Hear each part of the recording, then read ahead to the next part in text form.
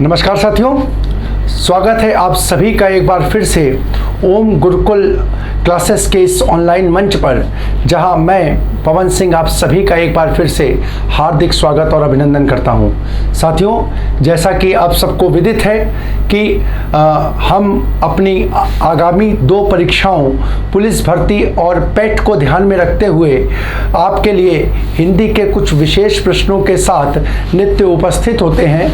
तो आज भी हिंदी के कुछ महत्वपूर्ण प्रश्नों के साथ हम आपके सामने उपस्थित हुए हैं। साथियों, जैसा कि आप सभी को मालूम है कि अब पेट की जो परीक्षा है उसमें बहुत अधिक दिन शेष नहीं है, तो मैं अपने सभी छात्रों से, साथियों से ये निवेदन करूंगा कि अभी तक उनको जितना भी पढ़ाया गया है उनका वो ठीक प्रकार से अभ्यास करें। साथियों, मेरा अब आपसे ये निवेदन है कि किसी भी प्रकार के किसी भी नए चीज़ को पढ़ने की कोशिश ना करें।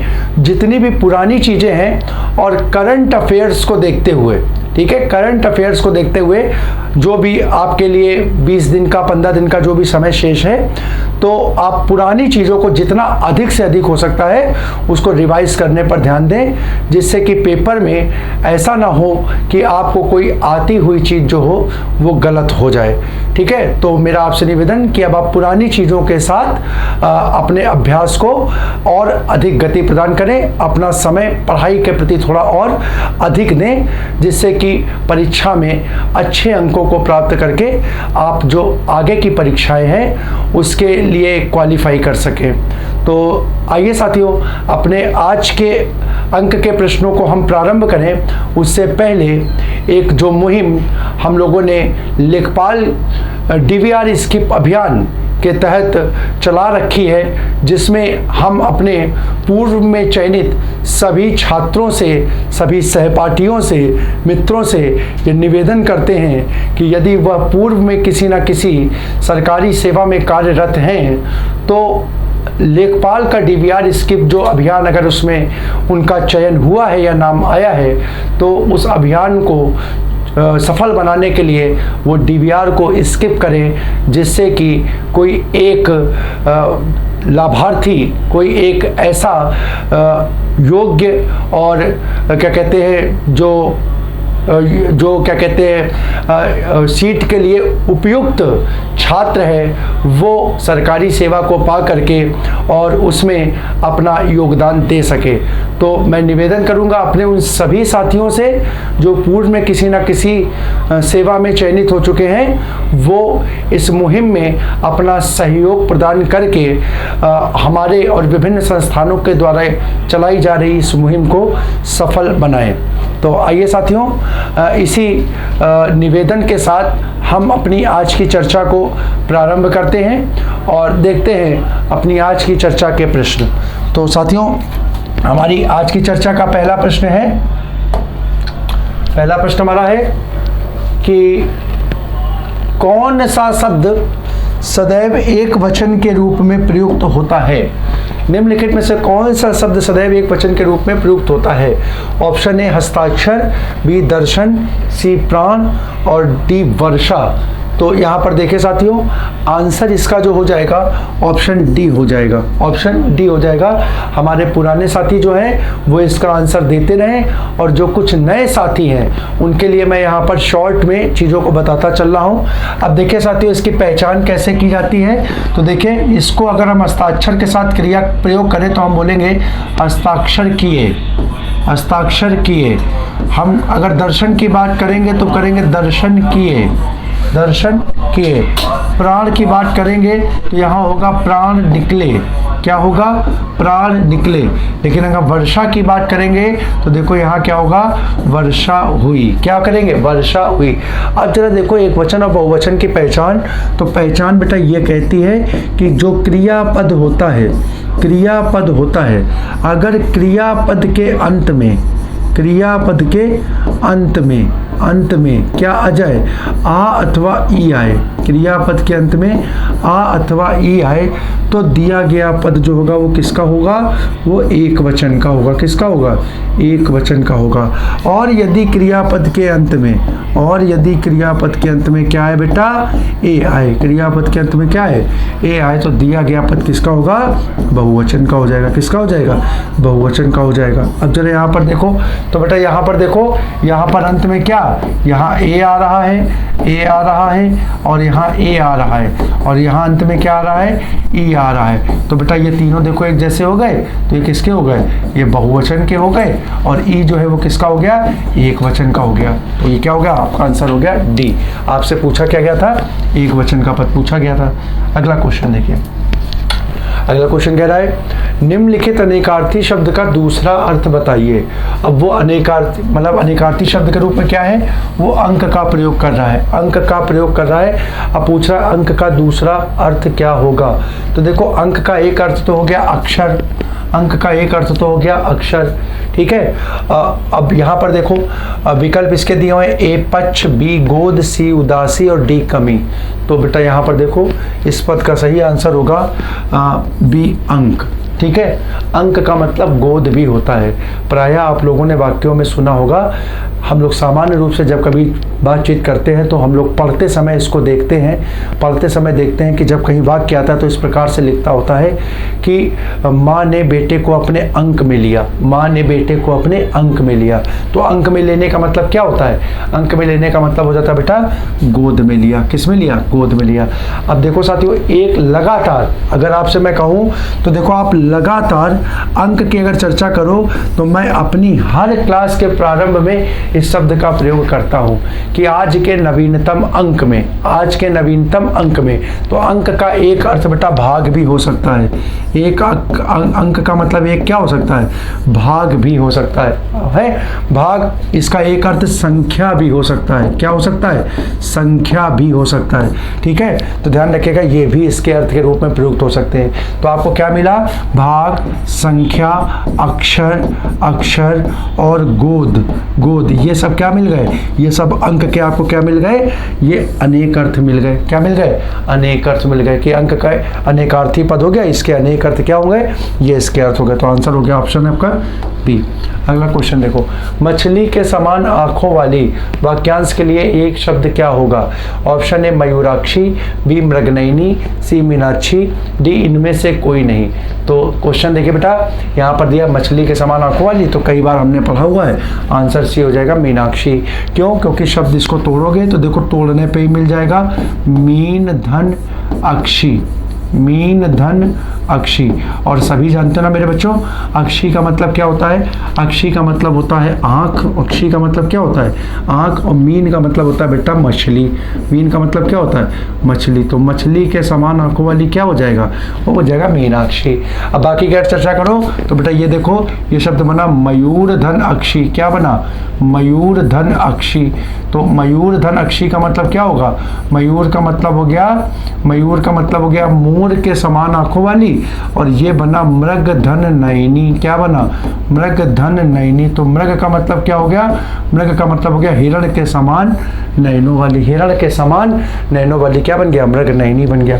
अगला क्वेश्चन देखिए, अगला क्वेश्चन कह रहा है किए गए उपकार को मानने वाला। बहुत बार रिपीट, देखो कुछ क्वेश्चन आप लोगों को देख करके लग भी सकता है कि सर बहुत सरल सरल क्वेश्चन है।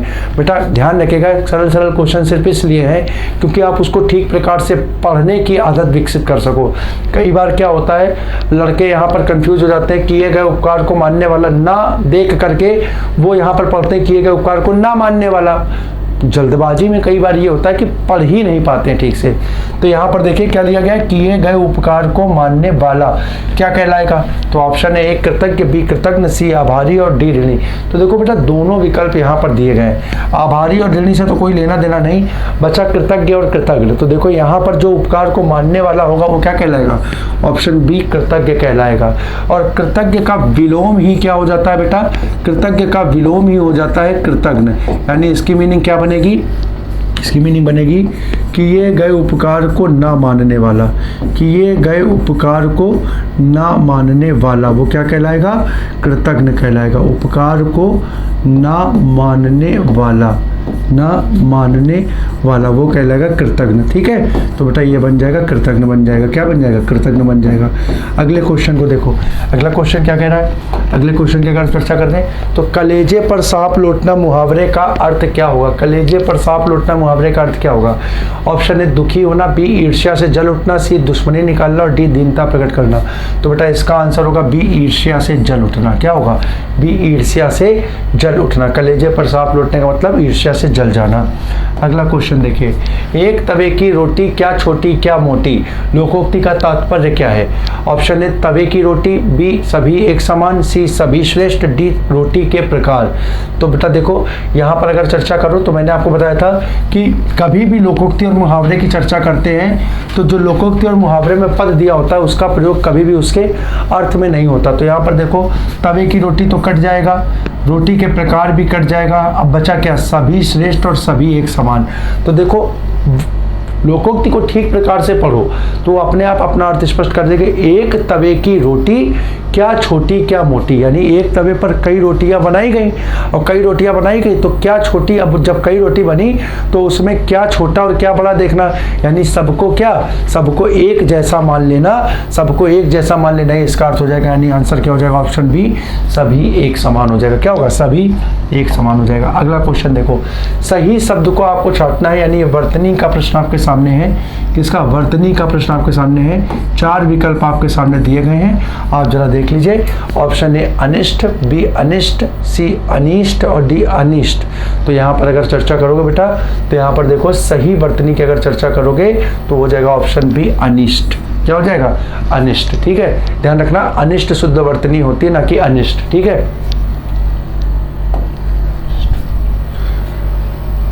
निम्नलिखित में से शुद्ध वाक्य का आपको चयन करना है। अब यहाँ पर ये वाक्य शुद्धि का प्रश्न है तो यहाँ पर देखिए, यहाँ पर क्या है? ऑप्शन ए तुलसी की कविता में माधुर्यता है, बी तुलसी की कविता माधुर्य गुण प्रधान है, ऑप्शन सी तुलसी की कविता में मधुरतापन है और ऑप्शन डी तुलसी की कविता मधुराई से पूर्ण है।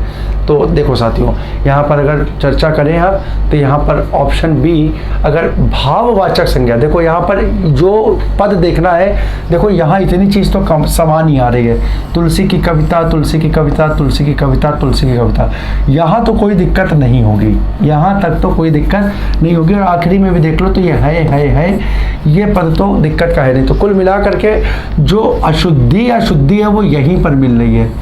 माधुर्यता, माधुर्य गुण, मधुरतापन या मधुराई से पूर्ण, इसकी चर्चा यहाँ पर इनमें से कोई एक वाक्य ही क्या है? शुद्ध है।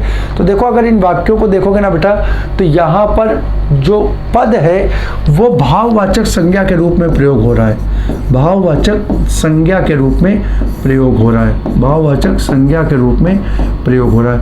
और अगर भाववाचक संज्ञा की बात करें ना बेटा तो मधुर का ठीक है, भाववाचक संज्ञा जो होगा या मधुरता का मधुर की जो भाववाचक संज्ञा होगी वो यहाँ पर माधुर्य बनेगी।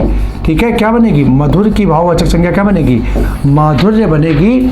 और यहाँ पर माधुर्य को अगर देखोगे ना, या दूसरे शब्दों में क्या लिख सकते हो? मधुरता लिख सकते हो। क्या लिख सकते हो? मधुरता लिख सकते हो। तो इन दोनों में कोई एक पद होना चाहिए, या यहाँ पर इसको क्या लिख सकते हो? माधुर्यता लिख सकते हो। क्या लिख सकते हो?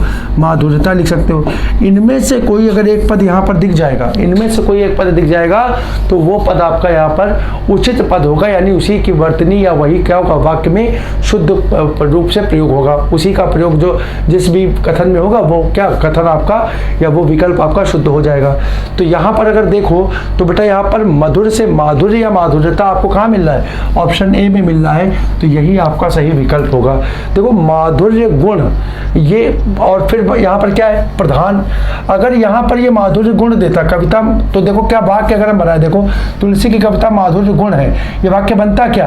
और माधुर्य गुण प्रधान है तो ये भी वाक्य नहीं है, क्योंकि वहाँ लिखना ही नहीं भाववाचक संज्ञा माधुर्य गुण प्रधान के रूप में होगी नहीं, वो तो उसकी विशेषण हो जाएगा। ठीक है, तो यहाँ पर जो इसका सही है भाववाचक संज्ञा के रूप में जिस पद को लेंगे वो माधुर्यता ही होगा। क्या होगा? माधुर्यता ही होगा।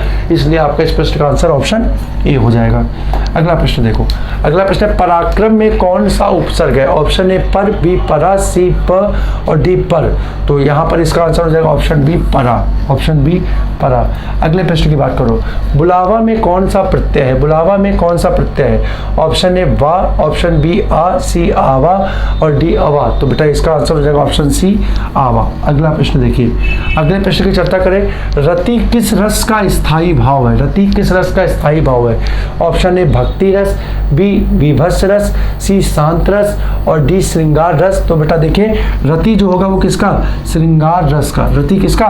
श्रृंगार रस का स्थायी भाव हो जाएगा। आपके लिए एक प्रश्न यहाँ पर हम आपको बता दें कि श्रृंगार रस के बेटा कितने भेद होते हैं? तो दो भेद होते हैं, एक होता है संयोग श्रृंगार, एक होता है संयोग श्रृंगार और दूसरा क्या होता है बेटा?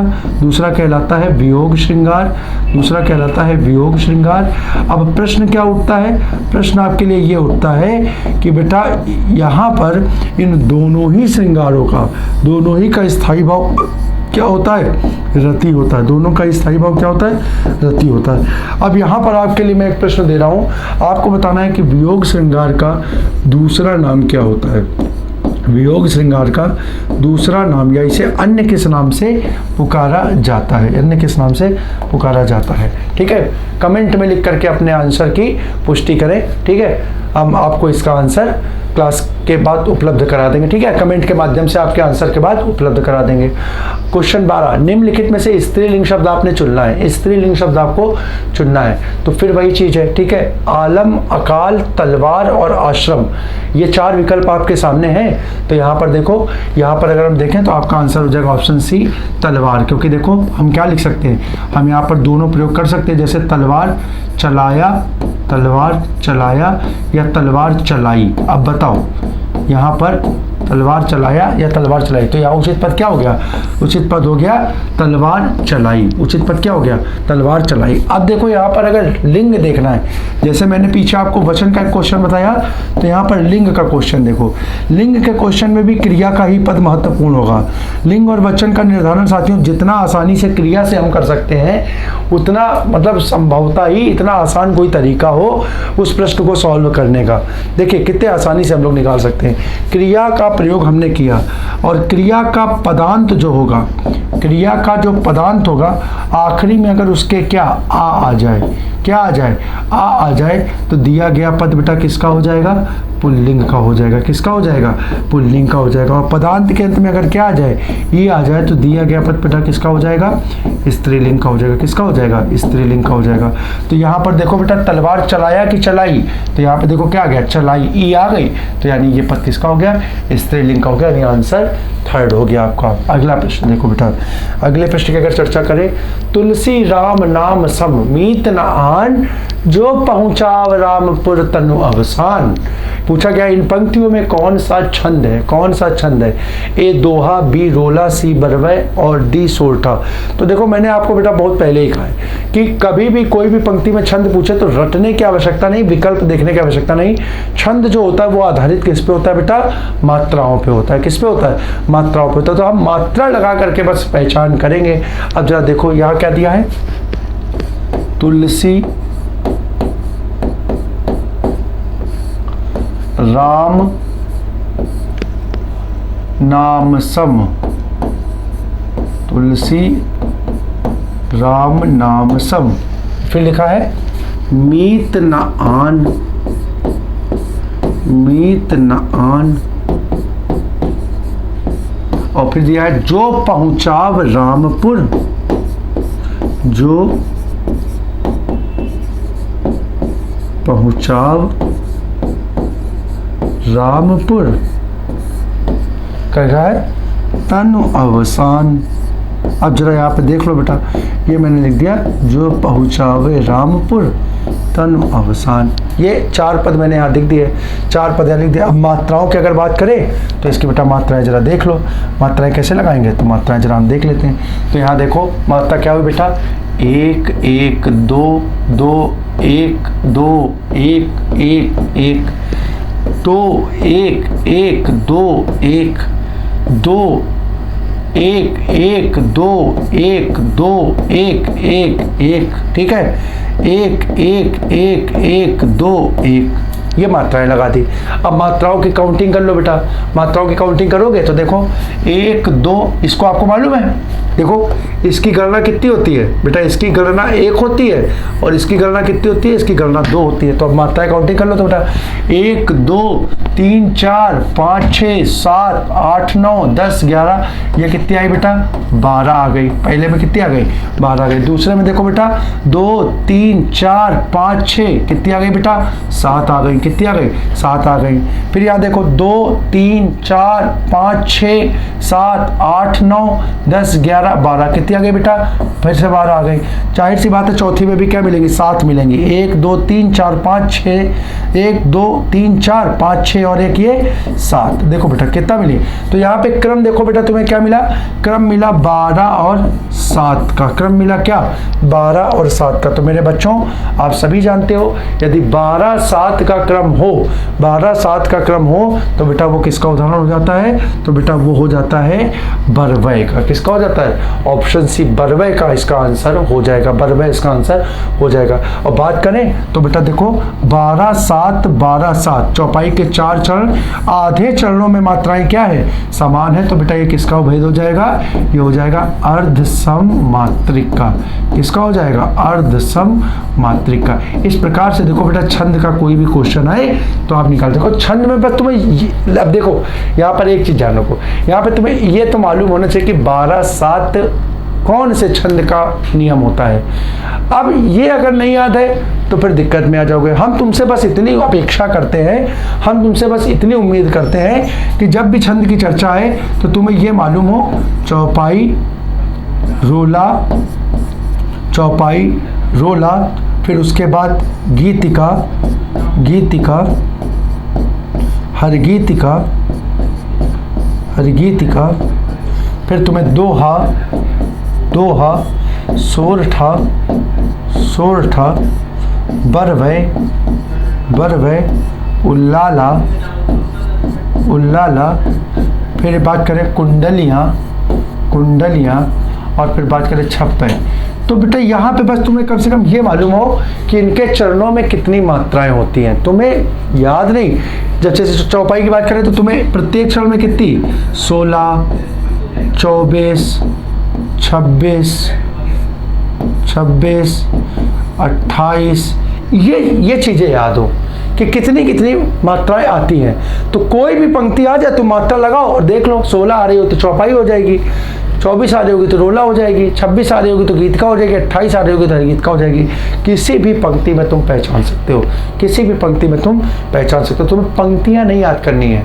कई मेरे छात्र क्या करेंगे, जैसे इसको आज हमने बता दिया तो उन्होंने पढ़ लिया, अब वो रट लिए तुलसी राम नाम सम मीत न आन, तुलसी राम नाम सम मीत न आन, ये बरवय का है। तो बेटा जरूरी थोड़ी यही बरवय में आ जाए, पेपर में ये आ जाए, वहाँ हो सकता है पेपर का बरवय का कोई दूसरा उठा कर पूछ दे, है ना। जैसे हम बोले वाम अंग शिव सोहे शिवा उदार, शरद सुहारिद में जनु तड़ित बिहार।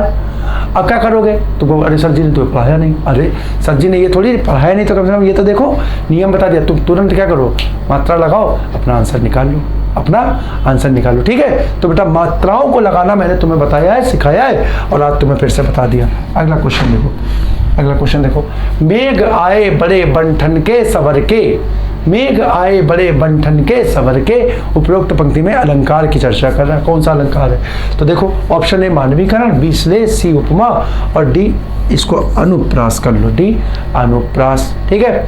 अब यहाँ पर देखो बेटा, अब यहाँ पर अगर चर्चा करें तो मेघ देखो बेटा, मेघ का संबंध किससे है, मेघ का मतलब बादल, बादल का मतलब हो गया प्रकृति, प्रकृति, ठीक है बेटा। अब जा देखो, आए बड़े बनठन के, आए बड़े बनठन के, बनठन के मतलब सज सवर करके आए। और बेटा याद रखो सजना सवरना किसका गुण है, सजना सवरना जो है वो मानव का गुण है, सोचना समझना किसका गुण है? मानव का गुण है।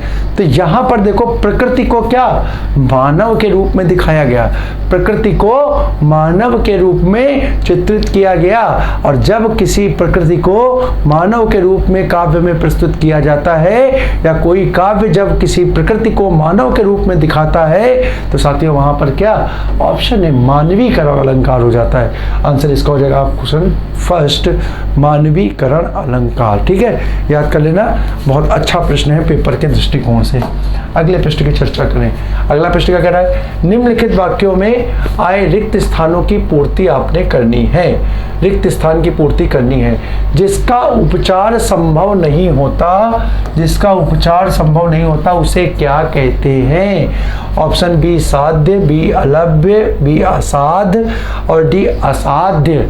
तो बेटा यहाँ पर बहुत अच्छे से देखो, नहीं शब्द आ गया ना, नहीं शब्द आ गया तो बेटा उपसर्ग यहाँ पर आ तो आना ही चाहिए।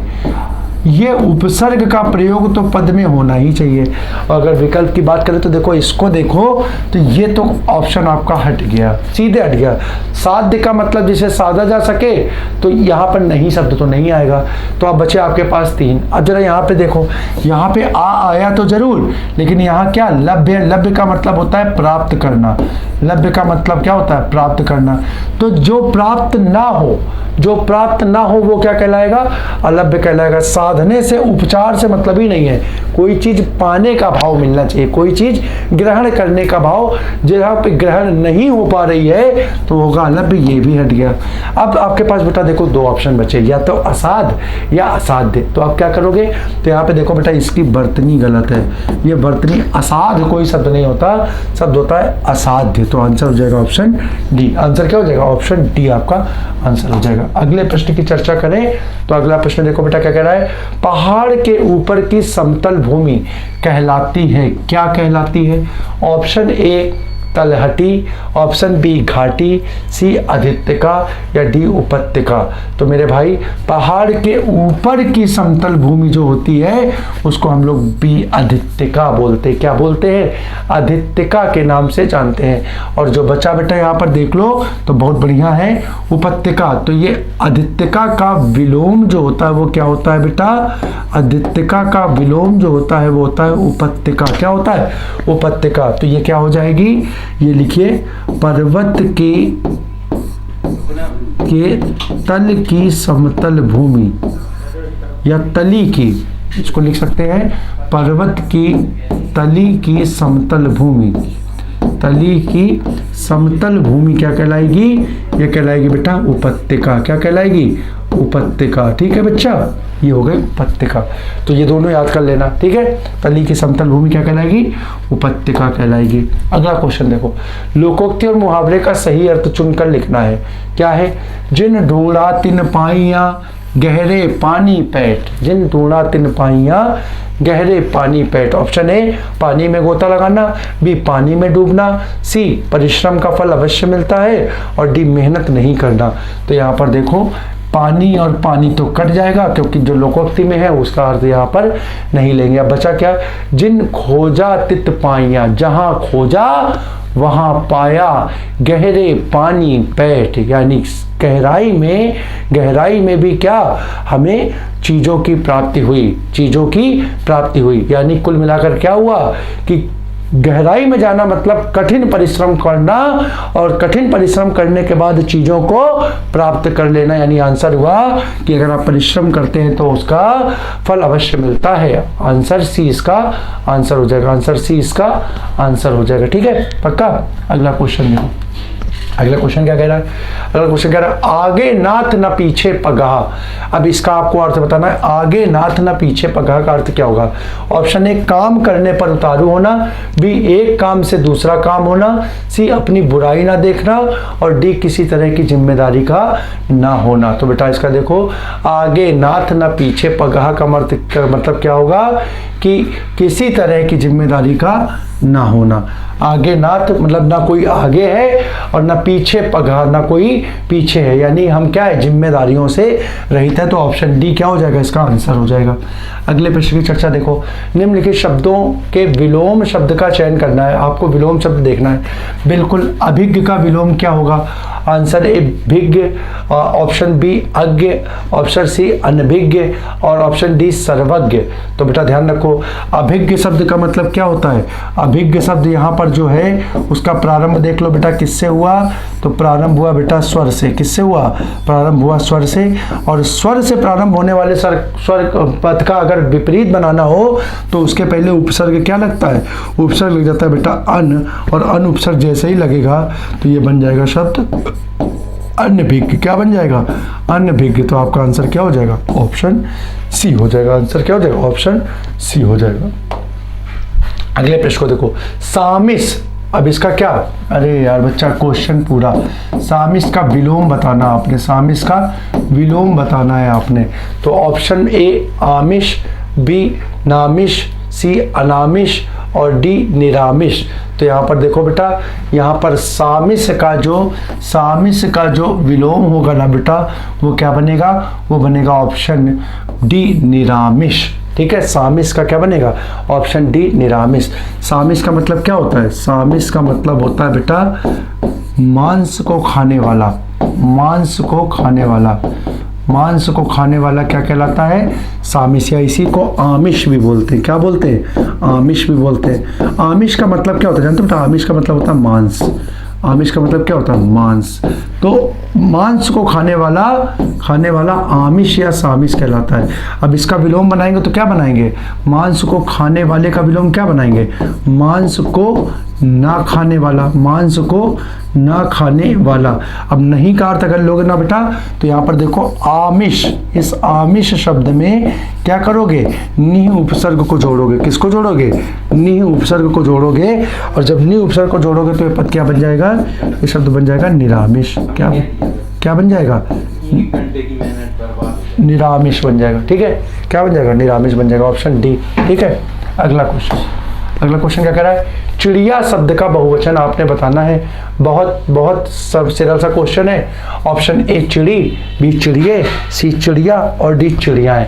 ठीक है, तो बेटा इसका आंसर क्या होगा, इसका आंसर होगा ऑप्शन सी चिड़िया।